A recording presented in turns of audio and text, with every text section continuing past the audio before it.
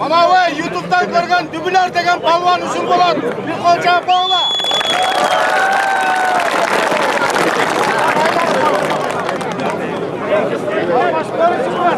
Endi o'zinglar bilasizlar, 73 yoshda.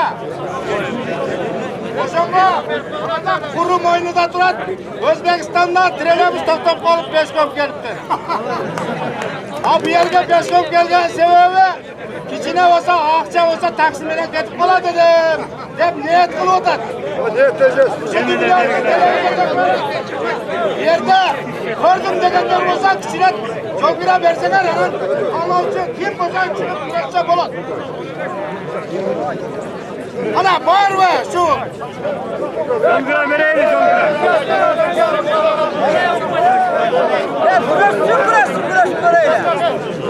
Mikrofon kim qiladi? Kelganga joylaydi. Ana shu polvonni bir televizordan, YouTube'dan ko'rib, "Vo" deb chiqdinglar. Yoshi 73 da. Managa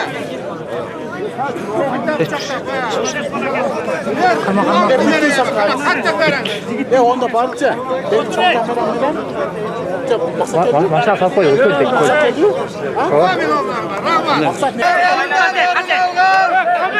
Jamshid Polvon Olaydan, Gulchadan, To'tqa yanamizdan nevralari Qo'cha Polvon. Dubular Polvon O'zbekistonda yamgak sindirgan Jon Polvon, Qirg'izistonda bosh kurashganlar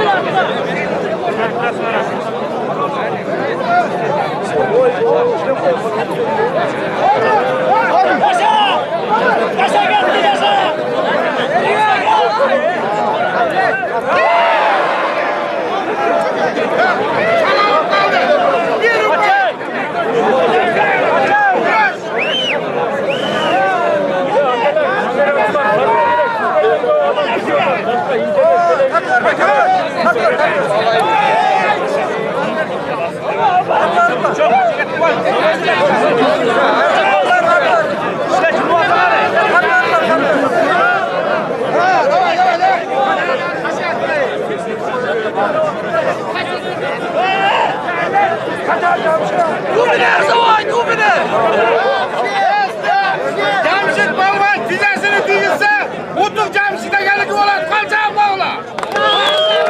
Jamshidga ko'rdingiz, sizga bir baylar o'ta bo'ladi.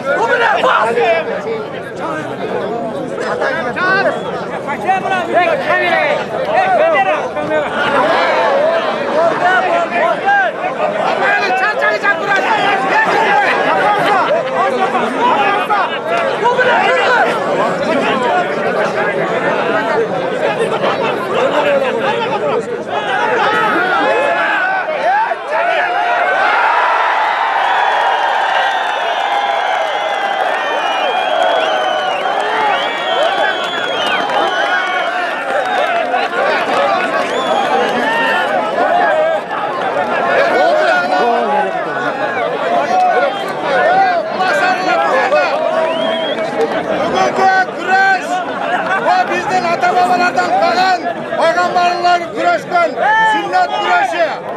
Bir Qo'cha ağızdagi usulagi polvonda niyat qilib, benim baldarıma usulay polvon bo'lsin, bendagi usulay 70ga kirganda kurashayın deb niyat qilganlar 10 so'm 15 so'mdan berasinglar emi. Aylantiramiz.